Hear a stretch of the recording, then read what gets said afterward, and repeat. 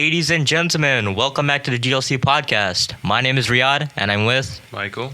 And today, we're going to be talking about a game that Michael likes to play a lot, and it's called Geometry Dash. So, Michael, you've said that you've played the game before. How about when you played the game as a kid? And I don't know too much about Geometry Dash, so can you tell me some more information about the game?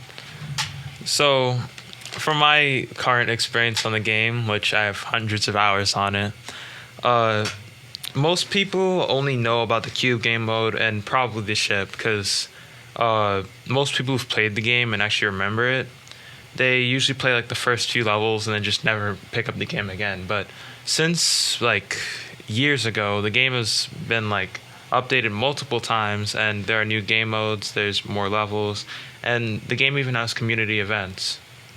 Okay, interesting. Can you elaborate more on the gameplay aspect of Geometry Dash? So, since the first release, there are now 8 game modes. That's 7 more than originally, I think. I'm pretty sure on release, it was just the cube, or it might have been the cube and the ship. But the whole point is, now there's 8 game modes.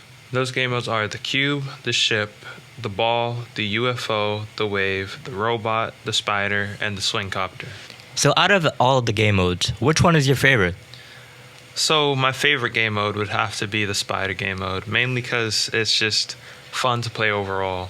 And for those of you who don't know, the spider game mode, whenever you're on the ground and you click, you'll be teleported onto the ceiling and back down if you click again. And it's really versatile. Well, not as much as other game modes, but it's still probably my favorite just because of the gameplay aspect. The fan favorite would probably be the robot, which is used in most of the game, really, and it's seen as if not one of, the hardest game modes in the game. Going back to levels, which level is your favorite? It would probably have to be either Deadlocked or Theory of Everything 2. I really like memory levels, so that's probably the main reason why. So about the community events, there have been a lot of events over the years, and the most recent one going on from now is the Geometry Dash Awards for 2024.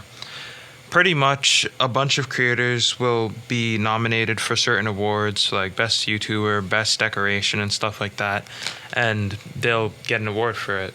There are a lot of other events, like Memory, which is a community event. There's the event levels now. There's other month-based events, but the most interesting out of them would probably be Memory. Interesting. So, what is Memory?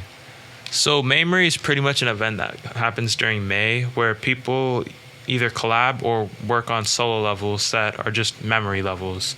And I'm pretty sure there is an event that happens where people get to vote on which one is the best in their opinion. And it's one of my favorite events because memory levels are just better than normal levels in my opinion. Well, that's about the info we have to cover for now. Thanks for tuning in. Goodbye.